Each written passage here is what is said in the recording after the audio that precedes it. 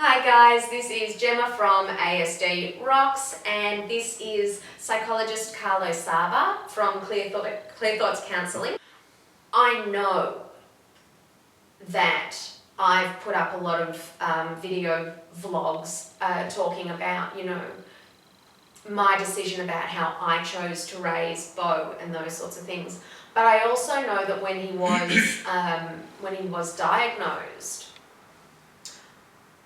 nothing could stop me from just wondering if maybe I had had my cell phone in my pocket for too long next to him when I was pregnant, or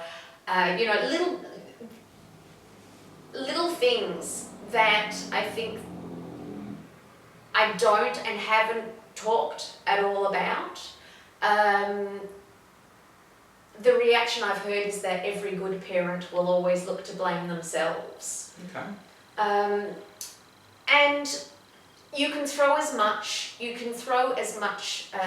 data at a rational person as you like, but that sort of, that want for a reason and answer, I don't know what that is, that desire to...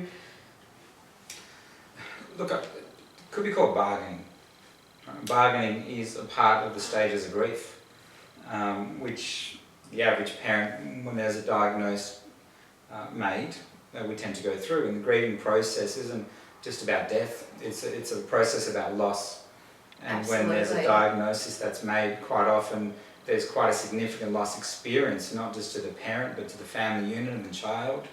Yeah. There's a loss of the past, there's loss that we call anticipatory grief, which is forward thinking of what Will I ever have grandchildren? What Beau's life might be like. I predicted it to be like this when he was in my belly, and here I am facing a different world. Of course. I thought I had a healthy baby. Well, look, it doesn't mean you don't, of course. There's just one variable of him. That's right. The bargaining process, which is stage 3, is that if I can only create an answer of some description, then it gives me a sense of comfort or balance, or I try to negotiate my way out of the perceived pain. And that's quite often those questions. Yeah. Had I had my phone 20 centimetres to the left, it could have changed this. And it's irrational. I mean, it's seriously, well, One of the main reasons, though, we have here and here this mechanism of seesaw.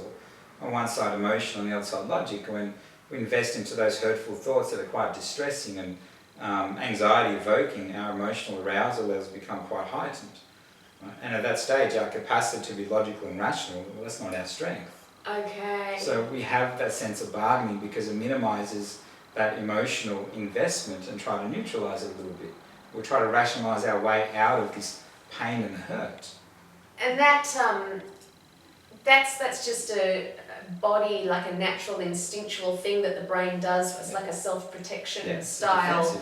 Defensive mechanism. Yeah. Interestingly, well, I'm actually going to stick with this subject because even though it's way further down on my question list, but as we've gotten there, I'd like to discuss it. So, what are those? Somewhere here I have a question about it. Can you explain those stages? Because I know I've been through a fair few, and one. So explain the 7 stages, but one thing I really want you to run through was something you said to me is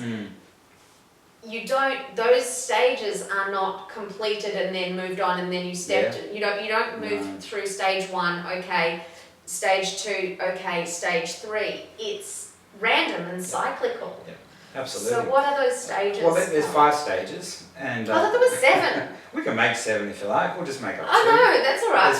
There's 5 Awesome. Kubler-Ross is the psychologist who came up with the concept of the grief process, the 5 stages of grief. Grief is not new. Of course, it's been there forever, ever since we've been around. But she created this model that when we go through the grief, which again is mostly loss, that we tend to go in a certain motion. And she considered these things cycles because we go through grief often. So the first stage of grief is something called shock and denial. Not necessarily because we don't think it's real, but there's a shock to hearing the news. And there's a denial to the impact that that news might have on our reality and our functioning. The second stage is anger, where we get angry at the actual component of the grief and the loss, which might be the person, which is our child, or the doctor, or the paediatrician who diagnosed, or the world, Or ourselves. Or at times, if I look around and I see everyone else, engaging in a life that seems normal and atypical, and that's potentially not me, I get angry that they're enjoying what I think I should have. And then the third stage, as we talked about, is bargaining, trying to negotiate our way out of the pain. And quite often it's with a religious figure, things like, God, make this pain go away, or get my child better, I'll go to church every day for the rest of my life. We get desperate, largely because we're feeling out of control and we're desperate to hang on to something that gives us a sense of stability. And then we go through the fourth stage, which is called depression. And depression, for me, it's better termed a recognition of the sadness of the loss, where I start to realise the reality of what it is that I'm dealing with. That's probably, I was going to say that would be the hardest stage, but then I look back and each stage is really it's very its difficult, own, of course, its own entity. Yeah. So when we deal with that, quite often there's traditional grief, which is death. We talk about the physical loss, which is the person that we lose, the colour of their eyes, the smell of their skin, etc. And that's hard to deal with, but it's usually the interpretation. What does this loss mean for me? And with natural grief, which is a death, then we go through what that person represented, whether it's our favourite uncle or auntie or parent. There's an interpretation of that, but we do the same with loss.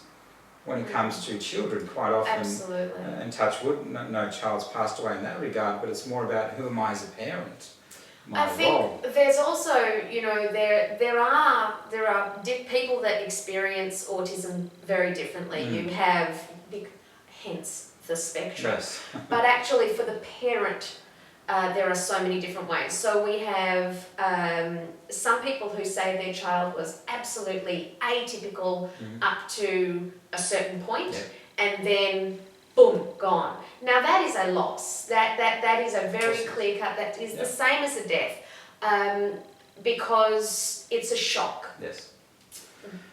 For people like myself who suspected from 16 months and before, I didn't have that shock I had the shock of the diagnosis. I remember this surreal state where I sort of just sat there staring,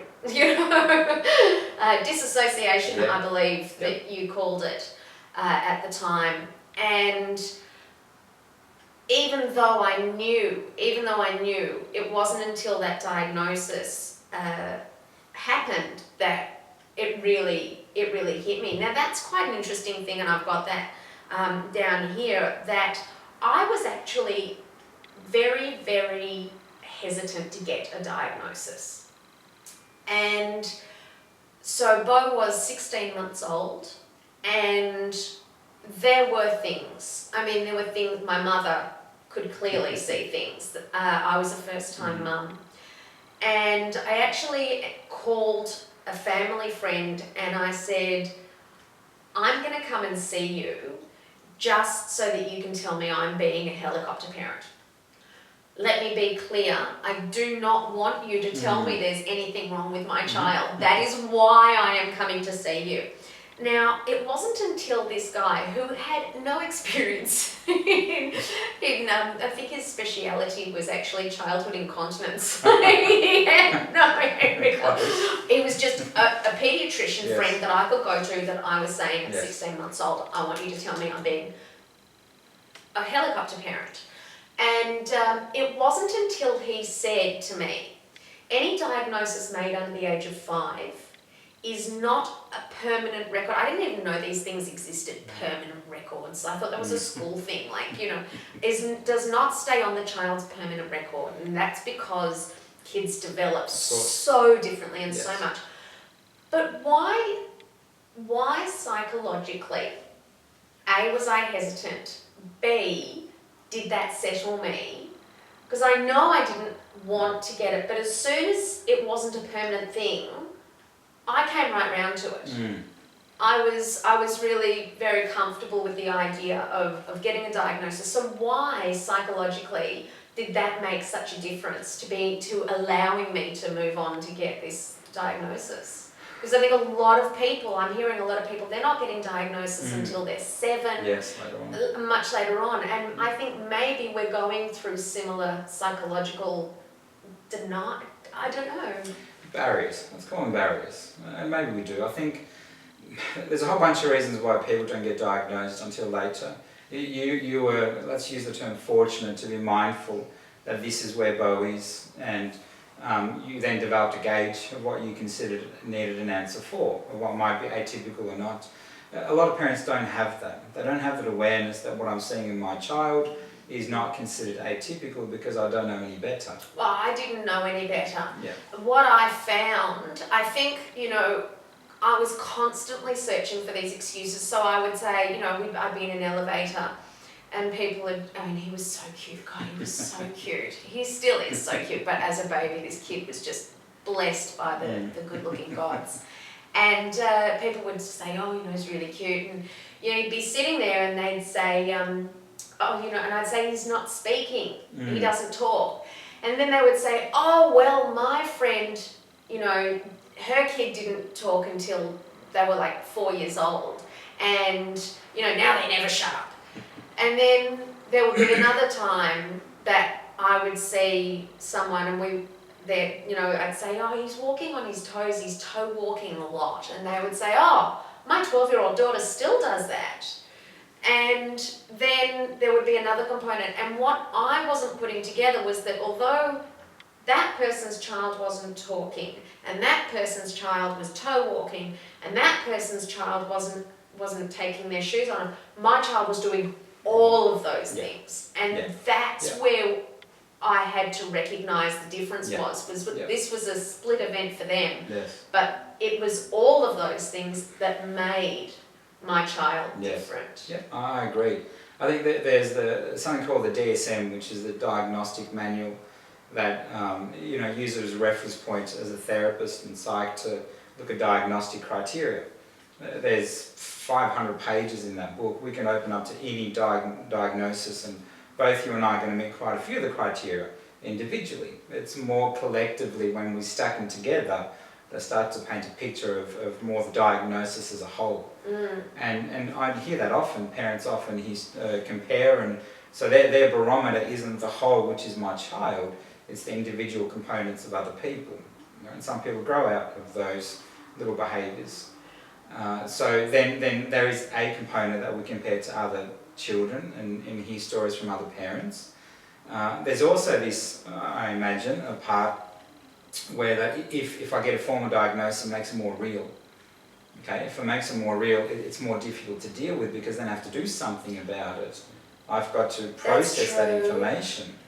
Because I didn't do, even taking him there, and even with him telling me, I see some good things and I see some not so good things at that early time at 16 months. I didn't actually do anything until I got a diagnosis. I never got a speech therapist, just thinking, he's not speaking, maybe he just needs a speech therapist. I mean, they're there for other people, not just ASD people.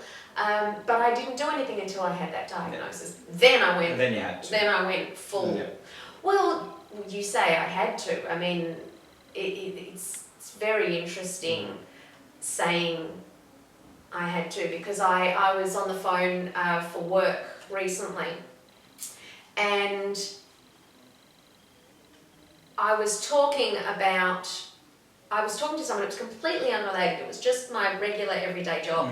And she happened to mention that she had a child with autism, and her child was 40 odd and living in a care home. And I said that I had a child with autism, and I started talking about the things that I had done. For example, I went to camp and we did start this and that, and she said the most interesting thing. Now, this is a woman whose child is 40, and she said to me, "Oh yes, I heard about parents like you." Right, okay. And she said, I heard about parents like you who, people who went on camp with their kids, or, did this, you know, put things into place. And she said, I wonder if I had have been more like that, how he would be. My initial reaction is, it doesn't matter. You know, that's the last thing you want to be thinking of right now. But there are, you know, you say the word, well, we get a diagnosis and then you have to. And there are people that still don't. Well, I mean, you being Gemma. Oh, yes. Right? With what I know over the last 11 years, you had to action that information. Oh, yeah, absolutely. And a lot of people don't because it's too scary. It's too confronting, it's too difficult. Or also this idea that you know, to be an expert in anything, I've got to be a beginner at something, which means at some stage I just don't know, I don't have the tools. No one sat me down and said, this is what's happening, this is how we manage it. So much in the same way that a child who doesn't know how to tie their shoelace, the first time they see their shoelace undone goes into stress. They reach into that backpack that's called coping and try to get out the mechanism that says this is how you tie a shoelace, and it's blank, there's nothing there. So I tend to do something quite primitive, have a cry because that used to get my attention, until I learn those tools that says step by step this is what we'll do under that situation. I don't know, how old are kids when they learn to tie their shoelaces? Finn can do it. Depends. I 5, 6, I think it's a pretty average age. Is it? I think so. Oh, I don't know average for typical at all. Yeah. I've thrown all averages out the door now. I think that's a good idea. I think as soon as you get that label, that's a great start. Now that's interesting, you use the term label. So Bo had his diagnosis, and for about a year, I didn't take him out. I wouldn't take him out the house. I stopped going to mother's group. I didn't want anyone looking at him. I didn't want anyone judging him. I think I even got Coles delivery at home. And other than going to speech therapy or occupational therapy or anything like that, now what happened to me? For you specifically is one thing, and then let's say the average person. The average person, when we talk about being in that position, goes through grief, like we talked about, and the grieving process is that recognition of loss, and there is a struggle with that. There is a mourning period that we go through, and difficulty in coming to terms with what we need to. I just didn't want anyone looking at him, judging him. Well, that's the other thing, it becomes a defensive mechanism, right? So you've been in that position is protecting you, protecting him, and protecting potentially from the need to have to justify or talk about or validate the behaviour if there is a tantrum. The idea of having a spotlight on you and your son, whilst it might be a perception, could also be a reality, and needing to justify that. When your child is recently labelled and diagnosed, you haven't got a huge toolbox. You don't have a huge toolbox of how to cope, and if you see, whether it be Bo or another child on the floor, your instinct is go, well, what do I do here? Right? I reach into that toolbox, and at the moment I just don't have it. Here's you 11 plus years on, of course, and I've got a whole bunch of tools, and most things are manageable. In that first year, you've really got this blindfold on when it comes to parenting a child with special needs in that label, and you're feeling around for what seems to work at the time. You're already like that, just as a regular new parent anyway. Absolutely. So you sort of double it, having a diagnosis early on, you're double blindfolded, I guess, because having your first child being autistic, you don't have any tools. I found it very difficult, I think, telling people. I begged my family not to tell the extended family. Because of the stigma involved in that?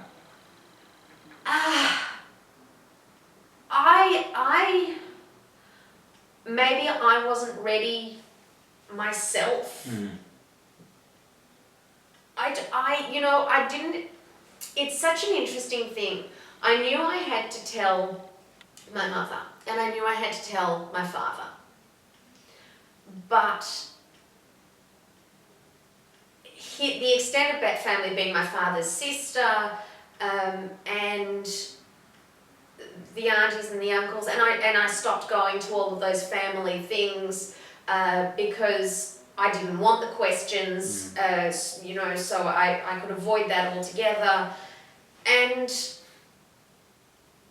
I remember telling my father and just breaking down, into absolute sobs and hysteria. And he kept saying to me, you've got to let me tell the family. You have to let me tell the family. It will be easier for you if you let me tell the family.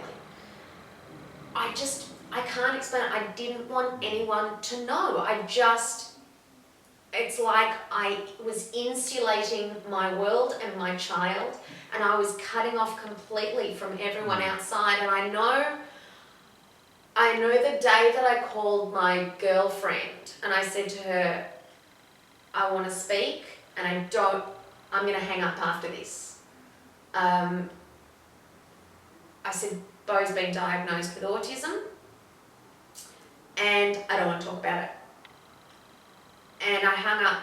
And that's when I realised that part, for me, of the difficulty of telling was the grief I went through every time I had to tell someone, because each person would respond, and then they would cry, and then I would cry, and it was this cycle, and it was horrible. And to go around to each and every person that you know individually was almost too much to bear. In the end, I actually had the coming out party. I remember that. Where great story. It is where. It was the conversation with my girlfriend that I realised that I could not go through this individually every time with everyone. And the coming out party was where I invited everybody I knew. Family, friends, you name it.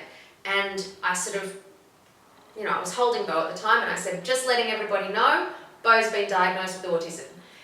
If you want to stare at him, get it over with. If you want to cry, make a group of crying people over in that corner. If you want to ask questions, ask each other, I'm out of here, kind of thing. I'll come back. You guys can all, go and process and do what you need. I popped sort of Bo down in the middle of this room, and I sort of exited the room for a while until I was ready to come back in. And I think, having insulated myself for so long, and I was not the proud ASD mum that you see before you now. I was very much like, I assume, very many of the parents that you see. Yeah, initially, of course. Yeah. And is that's just all part of these 5? It certainly can be. In terms of the grief, that's more about how I see me as a person and as a parent in the circumstance.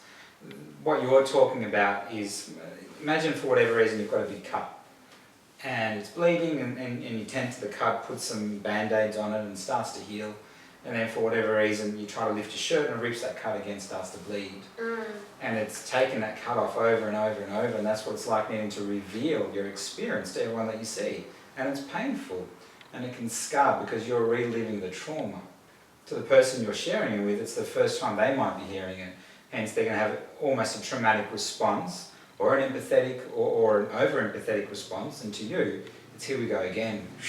Yeah. Okay, and it's reliving a lot of that pain, and eventually become desensitized to that, but that's not necessarily a good thing either. So the concept of the party is to say, well, let's get the blood out once, and then let it start to heal. Yeah. Okay? And that heal then translates to my son, and I can start to be the parent that I want.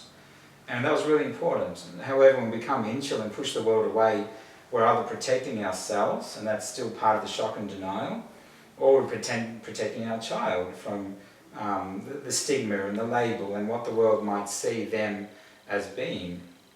There is a defensive instinct to that. But certainly when we create an awareness of this label, come to terms with it, we can start the healing process, the closure of the diagnosis, but more importantly, the start of building my child into who I'd like them to be. And then you might start to access people like me and people like OT and Speechy to put what we perceive to be the limitations and turn those weaknesses into their strengths.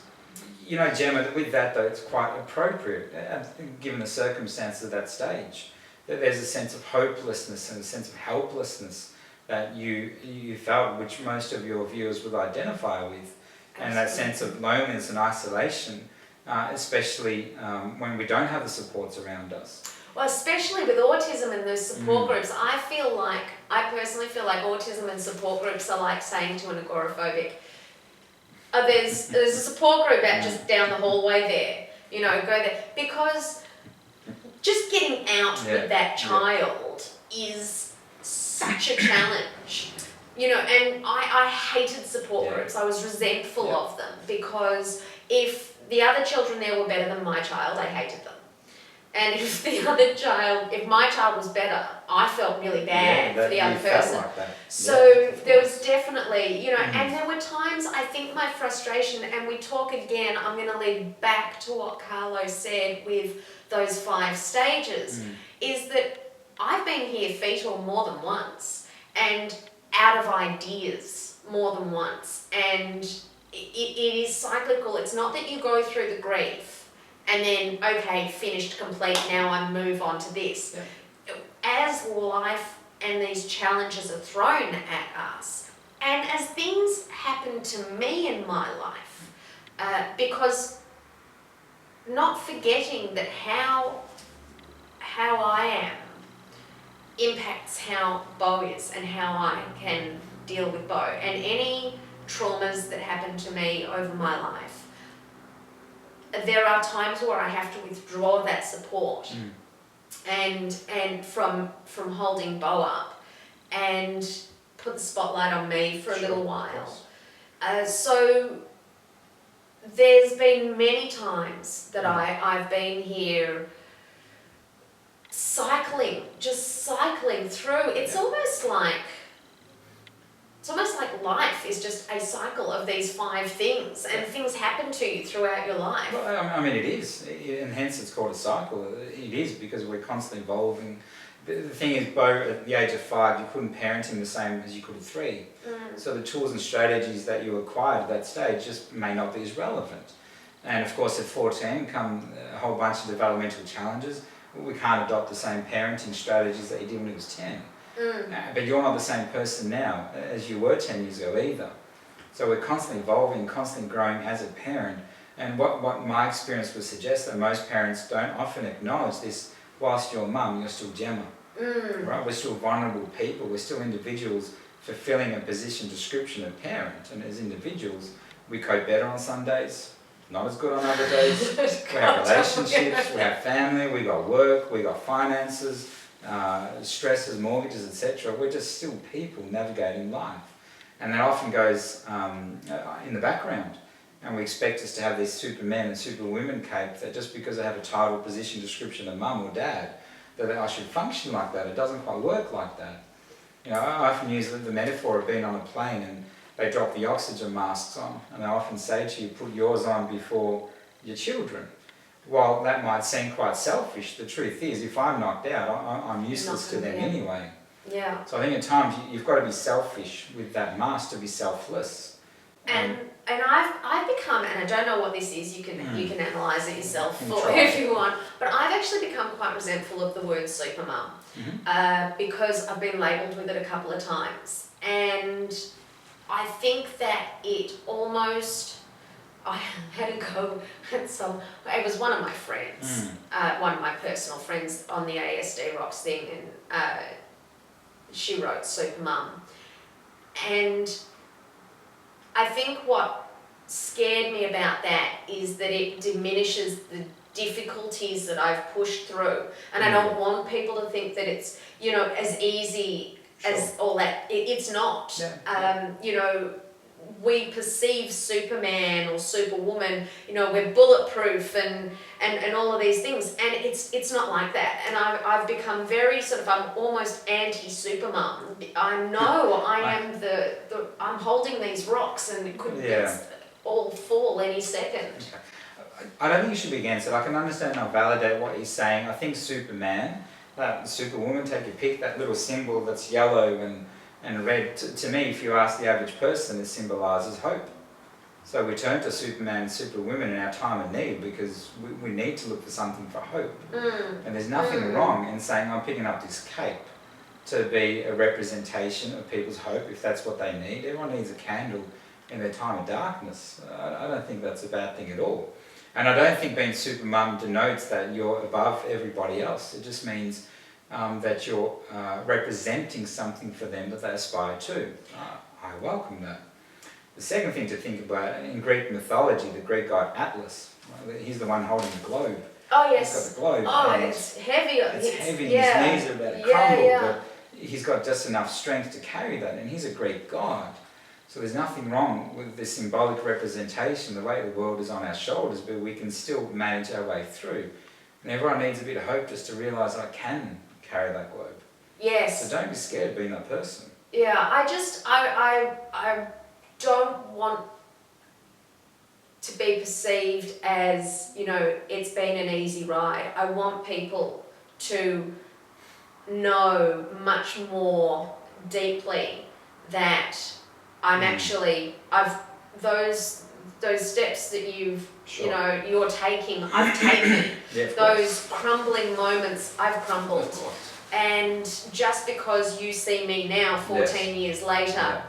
and I've chosen this point in time to launch the ASD Rocks thing, doesn't mean that there aren't times that, you know, even now, that I'm not overwhelmed and incapable of putting one foot in front of the other. Of course. So that's really important.